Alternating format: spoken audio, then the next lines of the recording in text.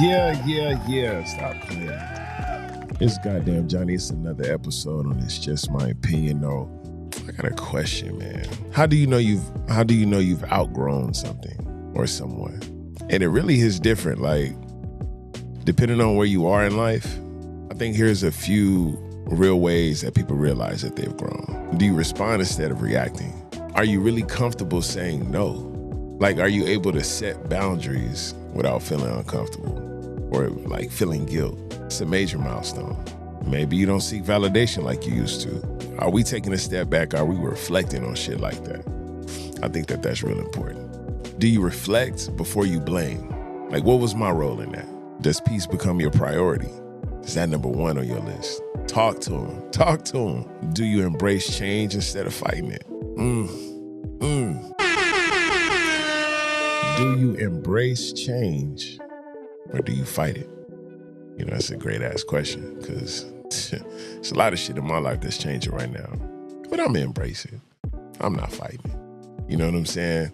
Whatever's meant for you it's gonna happen regardless. You accept when things end and you don't force what's not for you. It's real important.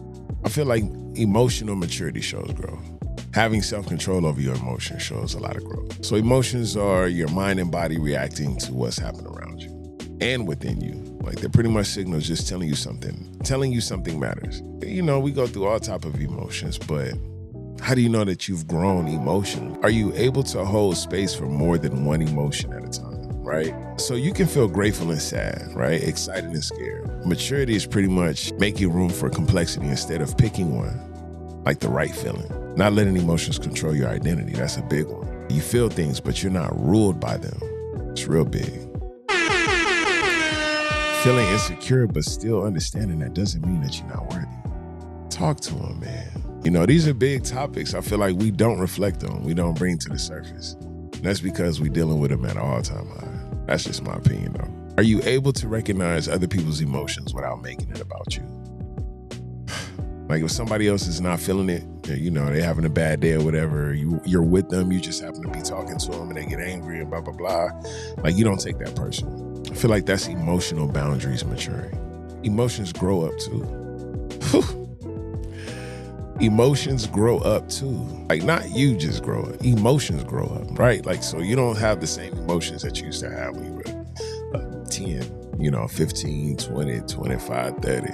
That's a big acknowledgement to understand that. When I got into a relationship, when I was younger, like 22 years old, I always felt challenged. Maybe that came from insecurities or just past traumas or, whatever the case, but I will always feel challenged, you know what I'm saying? When a woman stands toe to toe, you get upset, as a dude, you state your opinion or you try to be a little bit more aggressive than, than subtle. That was my mess up. I couldn't really understand why I was feeling so challenged by a woman like that. My emotions got the best of me. It was nasty. You know what I'm saying? I didn't like it. Of course she didn't like it. It wasn't how I was normally conducting myself, as a person, as a man.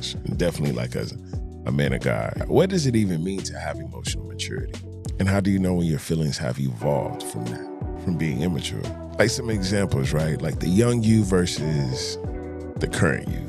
Jealousy, anger, or sadness, right? Like the difference between how you would handle them when you were younger versus how you would handle them when you're like right now. It's totally different. That's a prime example of emotions do grow up. Because back then you definitely would, you're live wire. You know what I mean? You're a firecracker. You going off on anything. You're not going for the disrespect. You're not going for this. You're not going for that. And then when you get older, it's not that you're going for it now. It's just that you've had a lot of practice in that. You know what I'm saying? Whether it be in public or just personal relationships, you had a lot of practice in that. So it's good to think about. Think about it first before you just pop off.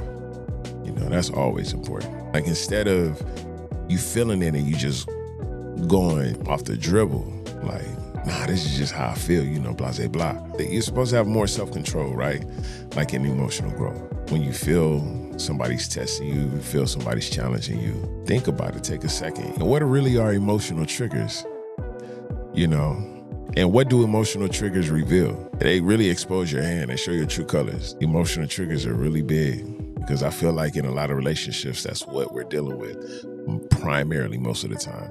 I definitely think a lot of us need to sit in a therapy session before we even get into, like a relationship or anything with somebody, or, you need to talk it out, bro. We just living life. Nobody's really correcting us. Nobody's telling us anything. And when they are, we don't listen. We just moving on either to the next friendship, next relationship, without handling what we needed to fix. My final thought, I say, emotional growth is not about not feeling. It's really about knowing what to do with the feeling. And that comes out of experience or just educating yourself. Learn from other people's mistakes. I think that that's really, really, really important. Again, this is goddamn Johnny, man. It's just my opinion, though. Kind of wanted to just pop on with that, man. See what you guys thought. Y'all let me know. Like, subscribe, comment. We're going to get up out of here, though.